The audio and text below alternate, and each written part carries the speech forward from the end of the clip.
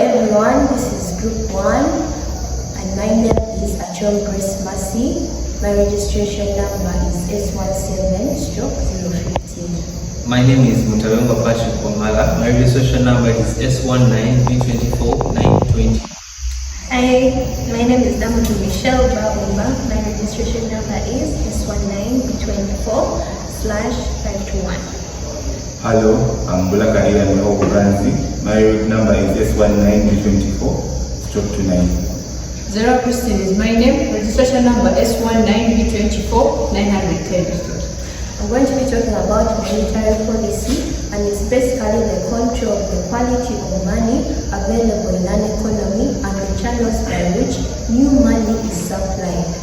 By managing the money supply, a central bank aims to influence macroeconomic factors, for example, inflation, the rate of consumption, economic growth, and overall liquidity.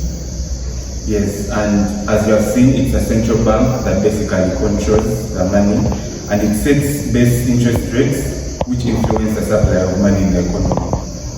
For example, right now we're going through inflation, and the central bank has an inflation target, which is normally 2 to 3%.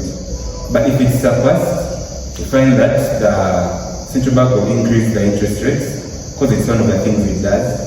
It will increase the rates, which will increase borrowing costs, which will also increase spending for the customers. They wouldn't be able to spend. Then the high interest rates also decrease investment, which in case will decrease level of demand and decrease inflation. But in case there's a recession, which means there's low supply of money in the economy, the central bank can do vice versa, which means it can cut the interest costs.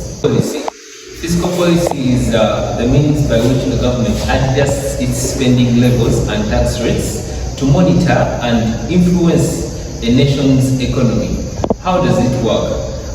The government influences the economy so that it can influence the productivity levels by increasing or decreasing the tax levels and public spendings. Through this, it caps inflation and it increases employment and healthy value of money. According to the economic crisis that we are facing today in Uganda, we are facing inflation. And in specific, we are facing inflation in terms of scarcity, that there's no salt, there's no fuel, and that's why the prices are going high. But we say that the government can use fiscal policy to solve this problem, because fiscal policy uses spending, interest rates, and taxes to influence growth, and this also helps to reduce poverty and stimulate growth. Some of the reasons why also the government uses fiscal policy, because it can specify the purposes of spending. Like, for example, the government can spend on paying public workers, in government projects, and other things. It can also control inflation through taxation on harmful products like cigarettes, and also it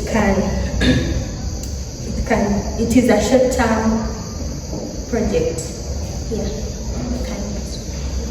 The other consequence negatively, it also politically motivates the policy, in that raising taxes can be unpopular and politically dangerous to implement such projects. Tax incentives on such fiscal policies can also be spent on what?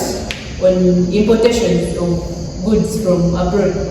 How do I mean? When money is put into the economy through taxing, like tax savings or government spending, such a money can be spent on imports, or